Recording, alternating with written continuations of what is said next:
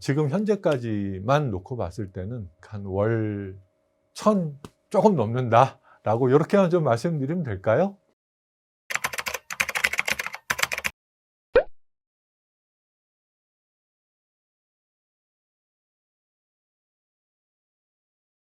네, 안녕하세요.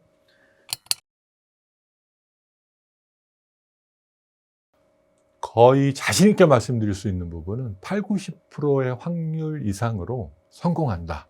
노후 생활비라는 게 개인적인 편차, 2인 가구 기준으로 월 300만 원 정도 최소한 필요한 생활비라고 하는데요. 그거 이상으로 노후를 대비할 수 있다라고 말씀을 드릴 수 있겠습니다. 오늘 예를 들어서 입찰한 물건이 이제 낙찰까지 오늘 받았는데요. 모 오피스텔입니다. 거래되는 금액은 약 한 8,000에서 8,500 매매가고 전세가도 약 8,000짜리였어요. 낙찰을 약 6천만 원 정도에 받았습니다. 근데 실투자금은 약 1,000에서 1,500만 원 정도로 예상이 되거든요. 근데 여기서 만약에 이 물건을 월세로 돌렸을 경우에는 대출 이자 빼고 약 한 월 30에서 35만 원이 기대되는 물건입니다. 그러면 단순 계산으로 했을 때 1,000에서 1,500만 원을 투자했을 때 월 30에서 35만 원이면 단순 계산으로 해보면 1억만 가지고도 이런 물건을 10개 한다고 하면 단순하게 300에서 350만 원이 나오지 않습니까? 경매는 이런 재테크의 수단이다 라고 보시면 될 것 같습니다. 약 16년째 해오고 있는 이 상황에서 비춰보면 실제 투자는 약 한 10년 안쪽 이렇게 되거든요. 소액 투자도 있고 고액 투자도 있지만 고액 투자를 했을 때 한 1년 반 정도가 지나서 한 5억 이상의 투자 수익이 나온 경우도 있었거든요. 근데 나머지 부분들은 이렇게 월세 수익으로 하는 쪽에 좀 더 치중을 했다면 그렇게 가끔 가다가 기회의 물건들이 탁 걸릴 때가 있습니다. 그런 물건을 입찰해서 한 1, 2년 묵혀서 한 몇 억대 거둔다고 하면 그걸 가지고 다시 재투자할 수 있거든요. 투자를 계속 활발하게 게을리지 않고 꾸준히 하다 보면 황금알을 낳는 거이다? 이렇게 좀 표현을 해드리고 싶습니다. 이렇게 투자가 다시 선순환 구조를 일으켜서 다시 또 재투자를 할 수 있는, 그러다 보면 어느 순간 2인 가구 기준으로 월 300, 400에서 그치는 것이 아니고 월 1,000, 2,000 수준으로 넘어가는 어떤 그 임계점이 온다라고 말씀드리면 이해하시기 쉬울 것 같습니다. 지금 현재까지만 놓고 봤을 때는 약 한 월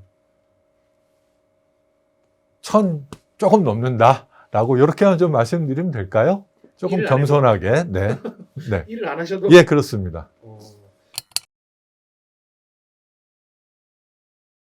개수는 그 개인의 투자 성향과 자본금의 규모에 따라 조금씩 편차는 있겠습니다만, 처음에 소액 투자부터 시작해서 투자를 활발히 하다 보면 어떤 임계점이 온다고 말씀을 드렸잖아요. 보통 한 대여섯 개 정도를 경험을 하시고 나면 스스로 어떤 시스템에서 이렇게 굴러가는 그런 경우를 좀 많이 봤습니다. 그래서 굳이 개수를 좀 말씀드리긴 좀 어려우나, 특히 저 같은 경우에는 한 10개 정도가 넘어간다면 제가 월 얼마 이상 노후 자금이 굳혀진다, 이렇게 좀 말씀을 드릴 수 있겠네요. 확실한 그 건물주를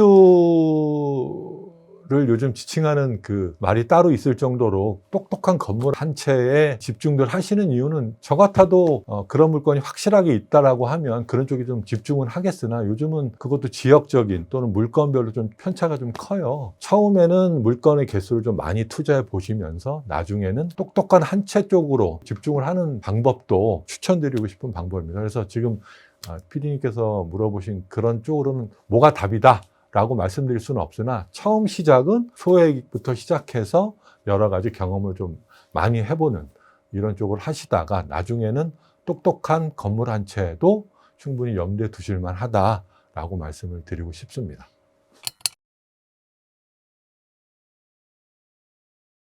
야, 너도 할 수 있어. 월 1,000! 감사합니다. 매입가가 크지 않습니까? 그리고 나중에 이 건물의 가치가 올라서 팔려고 할 때도 임대인 분들의 그런 또 고집도 좀 있으세요. 내가 이 정도 이하로는 못 내려서 임차료를 책정하지 않겠다